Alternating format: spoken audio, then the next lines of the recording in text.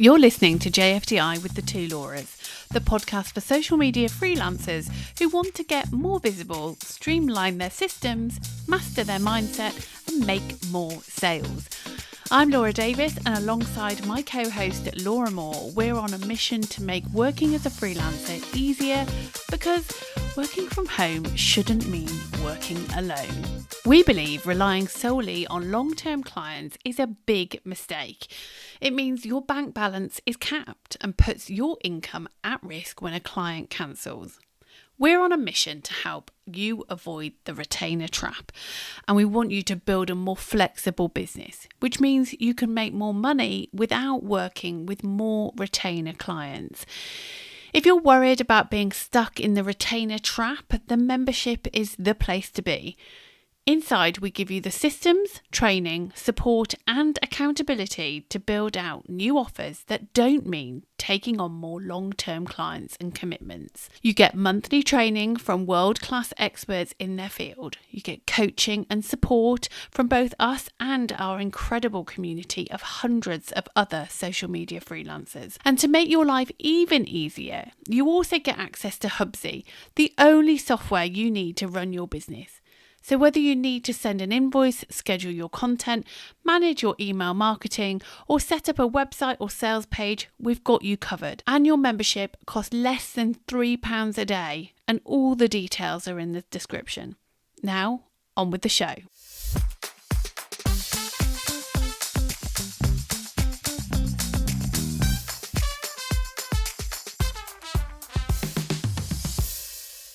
Welcome back.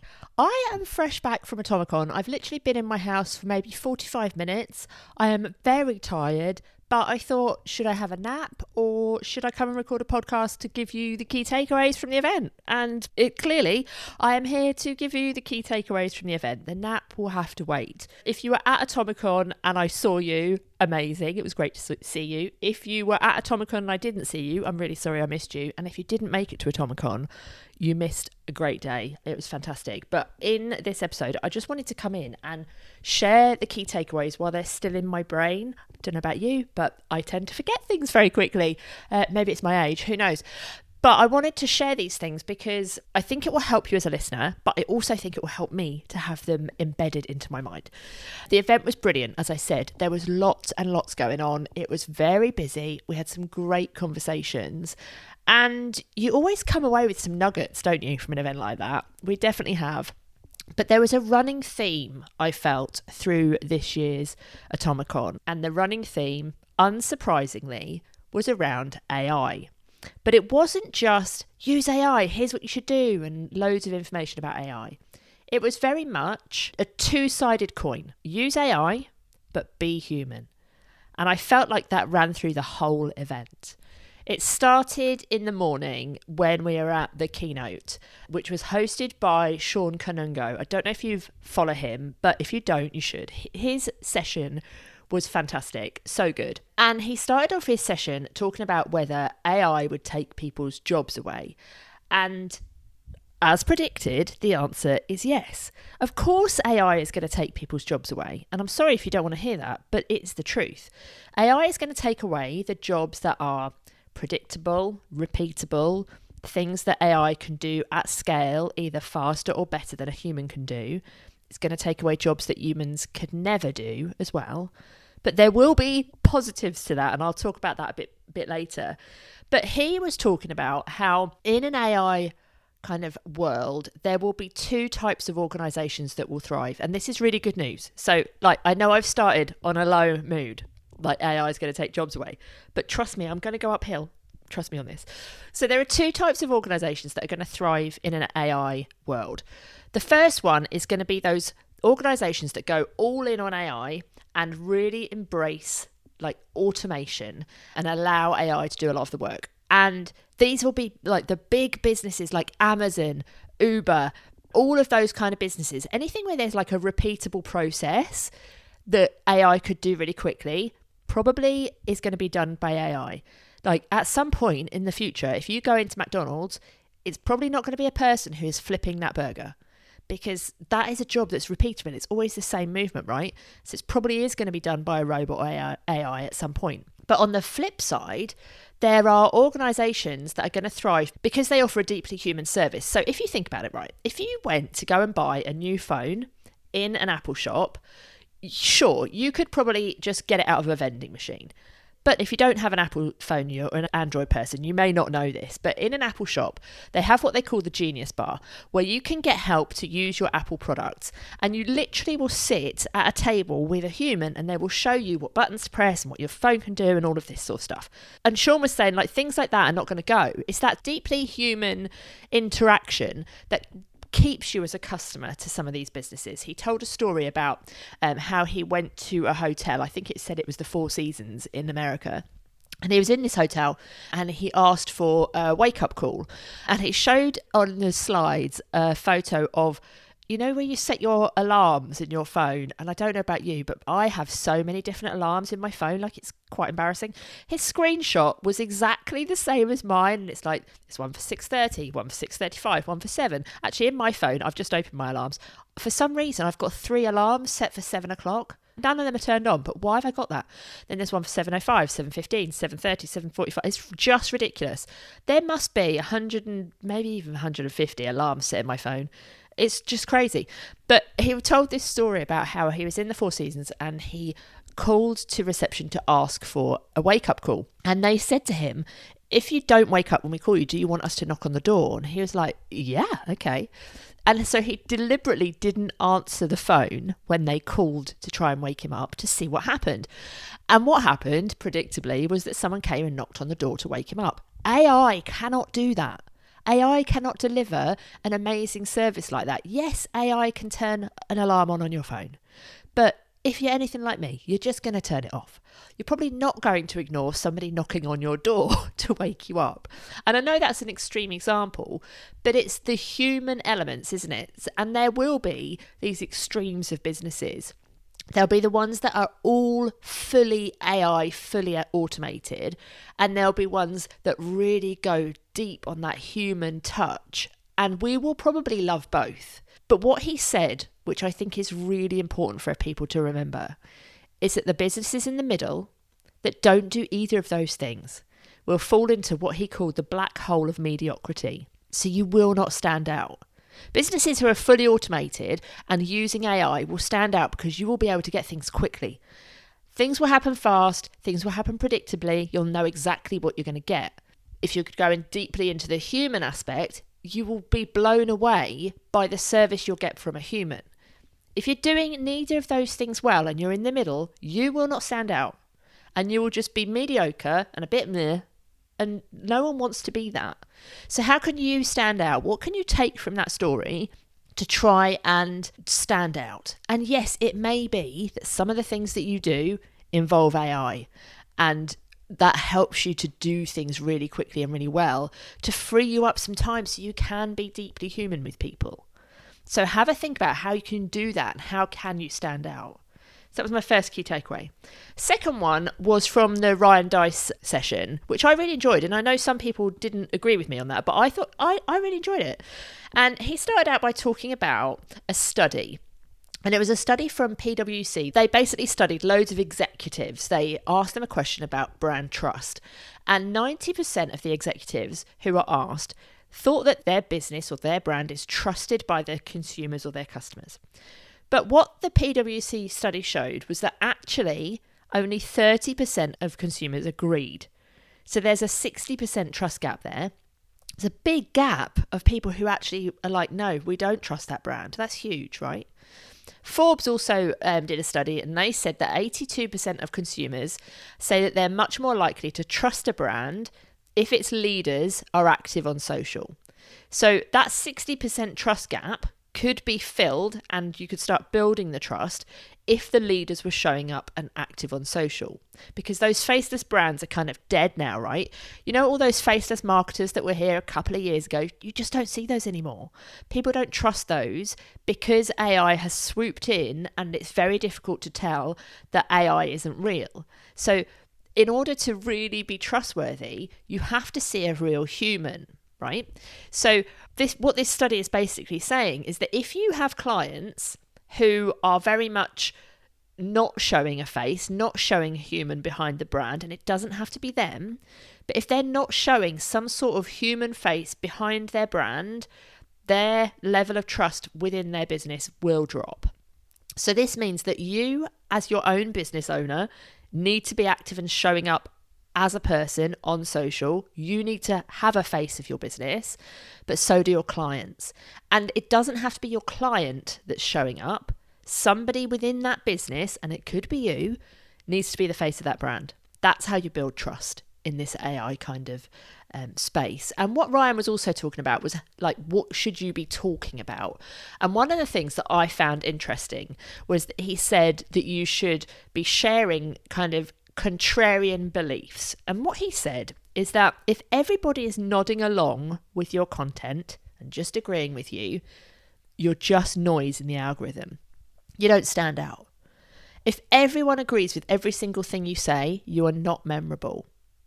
So he said to think about some things that you believe that might make other people twitchy, and it might make you twitchy to share them, but you should share them. And that's what will make you stand out as a human. So what are some things that you believe that other people might be a bit like, oh, I'm not sure about that, or oh, no, I've never really thought about it like that? What are those things that you could talk about that are opposite to what other people say? And they don't have to be dramatically black and white opposite. It just could be a different take on what other people are saying. What are those things? Have a think about it. Ryan also shared a really good kind of rule around using AI. And he called it the 10-80-10 rule. And I'm sure this has been spoken about many, many times before, but I think it's a good reminder. So many people, when they're using AI, will go into AI and they will expect AI to do the job. And then they're like, well, AI is rubbish. All I'm getting out of AI is slop. And that's why a lot of people don't like seeing AI generated content on their feeds, because it is slop. Because people are not following this rule. And this rule is very specific, but it's what we should all be doing anyway, without it being like such a prescriptive rule. The first 10% of whatever you're doing with AI starts with a human. So the idea, for example, starts with a human. Or the copy might start with a human. Whatever it is that you're putting into AI, it starts with a human. The 80% in the middle is what AI does for you. So if you're using it, for example, for content, maybe that first 10% is the idea that you've come in with. The 80% is it putting that idea into action. Maybe it's creating new graphics. Maybe it's writing the copy, etc., etc. But the final piece, that final 10% bit, which so many people do not do, is where you go back in and you are the human that is making sure that what is going out is actually good and useful and should be being put on social or shared. Your clients should be sharing or what have you. So 10% human to start with, 80% AI in the middle, 10% human at the end. And if you are going 100% AI, that is where things are going to go wrong. It always needs a human involved. And Handley was kind of talking about this as well. She was talking about how in a fast-paced world, we need to slow down when it comes to marketing. We need to be more human and pay more attention to detail. And by slowing down, you can start building better relationships with people. AI makes mistakes. It really makes mistakes. And if we're not putting that 10-80-10 rule into place, we're not going to spot those mistakes. Liz Mosley was talking about podcasting in her session, which was also excellent. And she told a story about how she gets people sending her pitches to be on her podcast. Like, as podcasters ourselves, we get this too. But she was saying that sometimes when these emails come in, they reference episodes that have been on her podcast. And they're like, oh, I loved how you spoke about this thing, and I loved this episode about that. And sometimes she's reading them and she's like, I don't remember recording that episode. So she'll go back into her podcast library to try and find it. And she's like, that episode doesn't exist. And it's literally, the AI has made it up. It's made up an episode to write into this email pitch. And the person who sent this pitch hasn't gone to check. We need to be doing our due diligence. Don't just think that whatever AI is giving you is true, because it isn't. AI can make things up. And Kevin Lyons explained really well why this happens. So he said, if you think about AI as a Disney character, it would be Dory. right, from Finding Nemo, the fish who often forgets things. If you've never seen Finding Nemo, this kind of metaphor might go over your head, but who hasn't seen Finding Nemo? Surely you have. Anyway, so he was saying that AI has a short-term memory, because if you are using a chat within like ChatGPT or Claude or what have you, you probably will have noticed this. The longer the chat goes on, the more weird sometimes the output is. And you're like, well, hang on, do you remember when I told you 10 minutes ago this and this? And you have to kind of remind it of what you said. If you think about a chat like a conveyor belt, something will fall off the end of the conveyor belt. And that is where the memory goes, right? So the conveyor belt is only so long. And when it drops off the end, that's where the memory goes. That's when Dory forgets something that she knew 10 minutes ago. AI has got a short-term memory in the chat window. And so that is why it makes mistakes, because when somebody's writing an email pitch to Liz Mosley and is having this chat with ChatGPT or whatever to write this email, it's forgotten the original context, so it starts making things up. So you have to make sure that you're putting in that attention to detail to not only make sure that what's coming out of it sounds great and doesn't sound like AI slop, but it's actually true and accurate. Now, one other thing that Sean Kanungo said is he said that AI will create new companies, it will create new industries, and it will create opportunities. So where I said earlier, yes, jobs are going to go, also there are going to be new jobs creating. There's going to be new companies that are going to need new people working in them. New industries we don't even know exist yet. New opportunities for everyone. And AI is going to allow anyone to do any job, which is amazing. But the only way that that's going to work is if we all start to get better at using AI. So here's some things that I want you to take away to try and start getting better and start feeling more confident and more comfortable with AI. And we, Laura and I, are going to be talking a lot more about AI in the membership and all of those sorts of things, because we want to help you to do this. We, as I've said on previous podcasts, are like fully embracing AI. It is the way forwards in a business.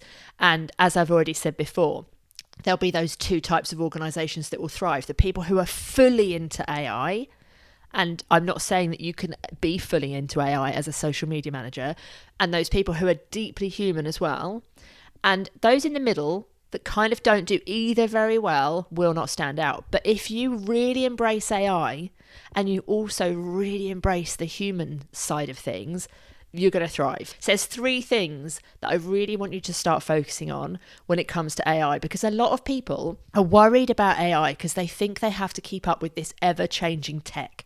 And if you're not a techie person, I totally understand that AI feels really scary and you feel like everyone else knows everything and you don't, and it's too late. And it isn't too late. We are at the very beginning of this. Literally, AI is a baby. We're at the very beginning of its life.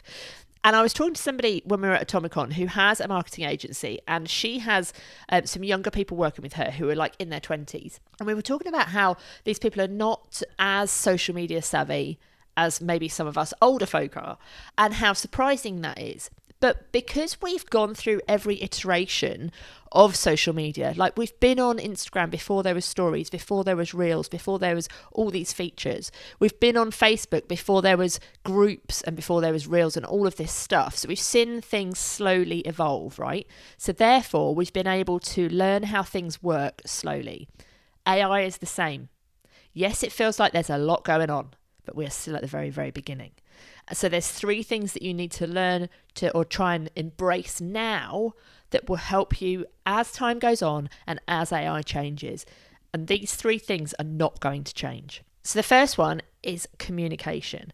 The only thing you need to be able to do to use AI is be a really good communicator. And I know some people will be like, I really need to know how this person like writes their prompt. I really want to go and get their prompt. Yeah, great. But if you can speak and you can communicate, you can probably just ask AI to do whatever it is you want to do. You just need to know what you want it to do.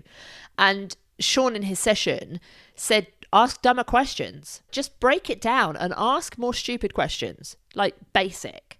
I want you to do this. Or, you know, who is the best person in the world at doing this thing? Be them and do this job for me. So you need to be a really good communicator. In order to be a good communicator, you need to know what the end goal is. You need to know what you want to get out of AI to be able to ask it to give you that. And we're all going to be evolving our communication skills with AI as time goes on. It's not something you're going to learn straight away overnight. It's something you're going to keep progressing through. We'll talk more about communicating with AI, I'm sure, at some point in the future. But for now, just start thinking, how can I ask this in a better way, a clearer way, maybe, as Sean said, a more dumber way? How can I ask these questions differently to see if I get a different result? The second thing I want you to do is to start asking yourself, can AI do this for every single thing you do? Literally, before you start doing a job, can AI do this? For me, with me, better, easier? If you can write a process for something, you can probably get AI to do it for you. And if you're not writing processes in your business, by the way, start doing it, because it's going to help you so much in the future. We put a reel out recently, I'll link it in the show notes, where I talked about how we're using AI to help us to write processes for our business. And it might be that you're listening thinking about, I'm very new to this. I don't really need to write processes yet because it's just me. Everything can live in my head. Yeah, great. It could do. But if you want to use AI, or at some point you might want to work with a human, you better believe you need things down in a process, because you cannot automate something or outsource something if you don't have a process for it. It's impossible. So start asking yourself, can AI do this for me? If it can, and you get it to do it, write that as a process. Ask AI to give you it as a process or as a skill, and it will save you so much time in the future. Third thing I want you to start thinking about, and this is still related to AI, but not, this is the other end of the scale. What are the things that only you can do in your business? And I want you to be really honest about this, really honest with yourself, because there will be things that you're saying, no one else could do this as good as me. No one else could do this as good as a human. And probably there are things that you think that no one else could do that AI actually could do. So what are the things that really, truly have to have a human touch that AI couldn't do? Obviously, relationship building is one of those things, but there's bound to be some things within your business that you are way better at than AI at. And maybe it's some things that AI could help you to get started, you know, like the 10-80-10 rule I was talking to you about before. But maybe it's some things that AI can help you get started or help you to polish off. But there will be some elements of what you do that have to have your involvement. What are those things? Those things you need to guard like gold. Those things are the most important things in your business right now. And if you don't know what they are, now is the time to start thinking. And like I said, one of those things will be the relationships you build with people, the conversations that you have. Those sorts of things are going to be really, really important. If I take you back to the story I said at the beginning about the 4 seasons, about the apple bar, those sorts of things cannot be done by AI. They're the sort of things where you're like, oh my God, I had such great service. I'm definitely going back there. You know, so what are those things that where you've had this great interaction with somebody that maybe you could kind of translate that into something in your business? We're going to be back with more episodes about AI. If you're not already following us on Instagram, come over there, because we've had some videos out on there recently about how we're actually using AI in our business ourselves. And I'm going to be honest with you, right? The views on those videos is really low, but every single person we're speaking to are like, oh my God, I love these videos. And we're like, well, have you clicked the like button? Have you left a comment on it? They're like, no, because I watched it and then I went and did whatever you said that you were doing. That's great. And we're really glad that you're getting that out of it. But please, can you just hit the like button? I'm joking, but those videos, I'm going to link the SOP one, the processes one, in the show notes. But definitely go and have a look at some of those videos. We'll try and bring more. We did say we were going to do a 30-day series. We're definitely not up to 30 days. I think we've maybe recorded about 15, and they're not all out in the world yet, but we will keep bringing them. Because despite what the vanity metrics are telling us, the humans are telling us that they love them. If you are one of those humans and you love these videos, please tell us. Similarly with the podcast, it's really hard as a podcaster to know whether what you're saying is actually interesting to somebody, because it's a one-way conversation. Like, I'm literally sitting on my sofa having just got back from Atomicon, as I said before, very tired. And I feel like I'm talking to myself. And I would really, really appreciate if you enjoy this episode, if you let us know, whether that's by leaving a review or sending us a DM, dropping us an email, whatever it is. It really boosts us to know that you enjoy the podcast. And I won't lie, it kind of gives us motivation to keep recording them. As you know, we had a bit of a break recently. So we do need that push and a bit of that accountability. And if you want to give it to us, we will definitely take it. I really hope you've enjoyed this episode. I really hope that you will consider going to Atomicon if you haven't been before. Next year, Atomicon is being held in Manchester, so it's moving. So it might be easier for you to get there. I'm sure it'll be just as epic as it has been the past few years. So if you haven't already got your ticket, make sure you go and get one. We'll put the link and all the details for that in the show notes as well. Let us know how you're getting on with AI, what you think you're going to take away from this podcast, and we'll be back really soon. Thank you so much for tuning in to this episode of JFDI with the two Lauras. If you want more support, strategy and systems to run your social media business, we send exclusive content to our email list almost every day. You can sign up at thetwolauras.com/emails. And make sure to follow us on Instagram at thetwolauras and visit our website, thetwolauras.com, for more advice and support. Thank you so much for being part of our community, and we'll see you on socials.